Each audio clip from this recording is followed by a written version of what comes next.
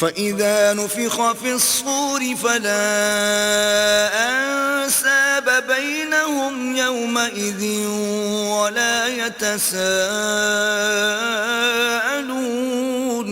پھر جب سور پھونکا جائے گا تو نہ تو ان میں قرابتیں رہیں گی اور نہ ایک دوسرے کو پوچھیں گے۔ فَمَن ثَقُلَتْ مَوَازِينُهُ فَأُولَئِكَ هُمُ الْمُفْلِحُونَ۔ تو جن کے عملوں کے بوجھ بھاری ہوں گے وہ فلاح پانے والے ہیں۔ وَمَنْ خَفَّتْ مَوَازِينُهُ فَأُولَئِكَ الَّذِينَ خَسِرُوا أَنفُسَهُمْ فِي جَهَنَّمَ خَالِدُونَ۔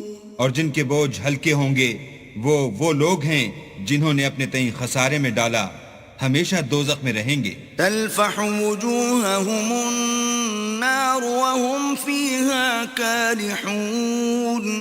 آگ ان کے منہوں کو جھلس دے گی اور وہ اس میں تیوری چڑھائے ہوں گے۔ ألم تكن آياتي تتلى عليكم فكنتم بها تكذبون۔ کیا تم کو میری آیتیں پڑھ کر سنائی جاتی تھیں؟